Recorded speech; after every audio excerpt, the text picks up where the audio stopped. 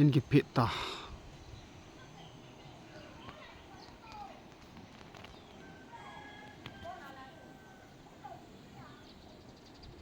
cắt chop de o he hi jong le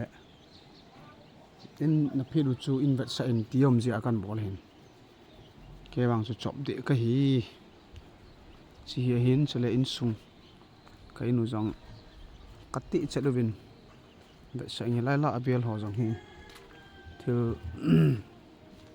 ki si thum jing hi tai na sai ani che ki chai man lo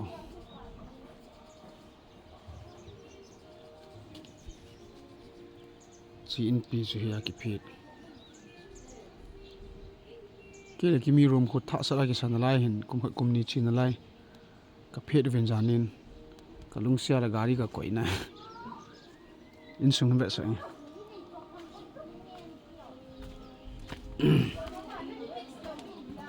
chi electric transformer light hi chi lo hila chu li ta sa the hin ta he ne be se diong nom lo cha chu kai nu hin yau ja ta chu jong hi si de do anga tha sem ning thil koi na man de tira na ya ne ka lo lu da no thil koi na ne khat be ki sa lo ta chi ka gel be hin sung kan ve sa ma sang na polang ka in polang chi lai in pi hung ki tung ding in pi sa ding ti na he to ka lut na ring in hi ka bol le ai in ki sa wang chu tham pheng a newa lin thuom hi mumbui na ki bui tai kang lut tai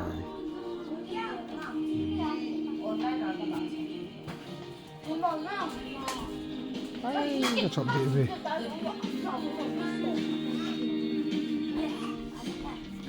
ka cha nun la ngai nom dan he la ki thar ki mo pa pa e sin di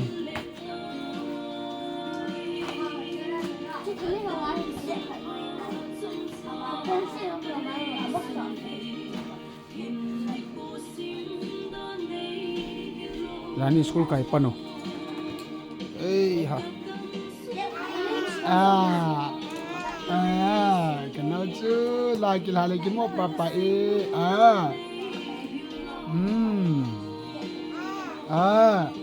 kenal nei don pun ni Cindy dung si Plaza na ham chung tiam na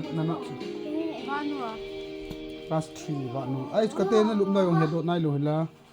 ai bed box a he ran ha chu wa nu i mu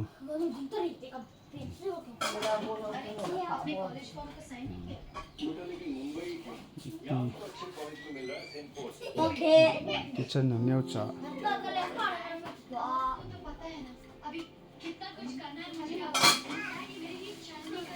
street tik ho ha de ta Diam boy, di na ham. Ai ko te pem kan bol tong hilong na tin na boram. Chamcha am. nó sẽ ya chu bol le chu đi chu lại ta la ha chi cha cha ha na ha cho đấy na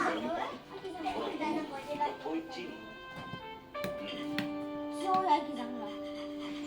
cái ai em उसमें फ्यूल तो लगेगा Kamen hỏi những này là Masa pen ke le kimi ro ma lut ni. Chop de yo.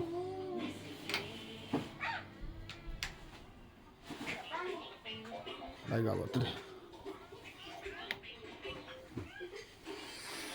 Ke ni rom yang gare thil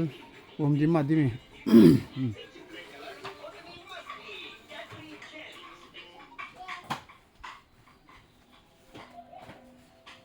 Thì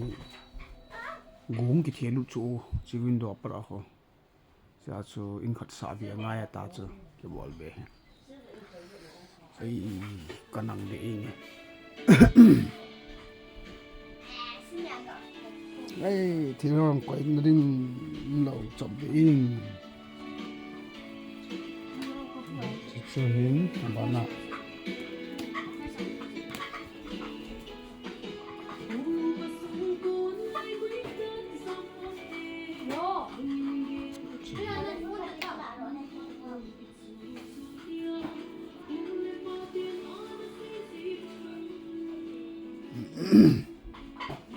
cha te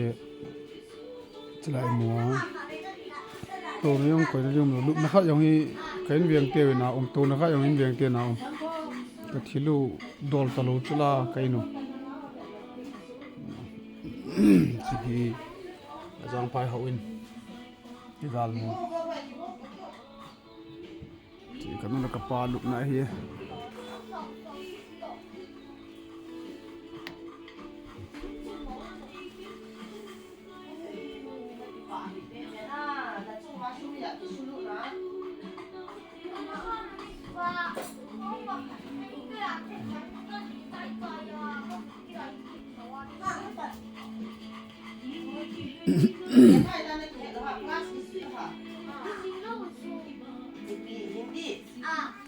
Hindi ba si pita na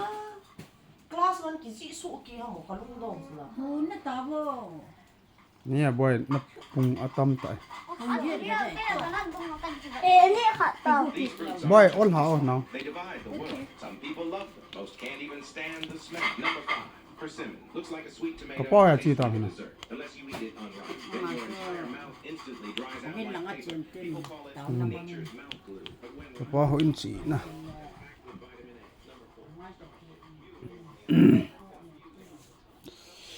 oh kare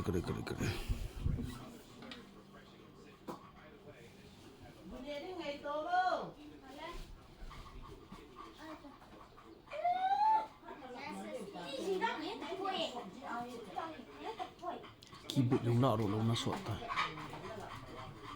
Hindi to wag sila na mismo sa ilang iwasan naman.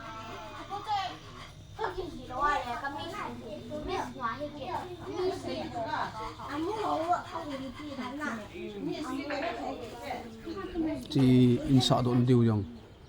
tao na ki ko mo hitin tu ni ham jing ham le foundation pat ding ti a hin Innsah pakai pan ro le Innsah han pan na be asa o hi chun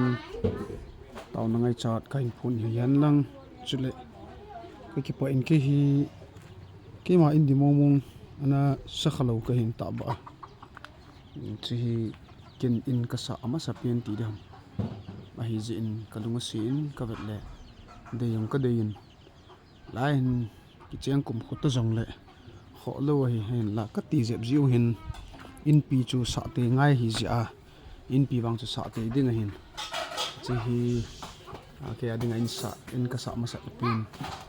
ta in bana hi chi hi foundation patna in hi patia sa ding ti hen kan la ka pa dam pa dai in hi sa ji sunga chuno ma sa ding ti kalung gel kalung tu bahin kamo so thi ding taw na ngai chat kain pon hi han lang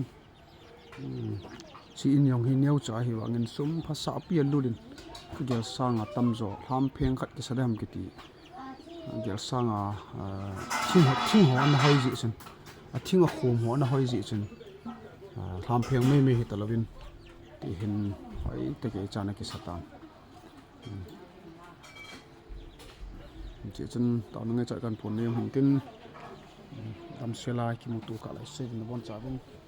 xuân tin chưa bay để dàn tiền mà phá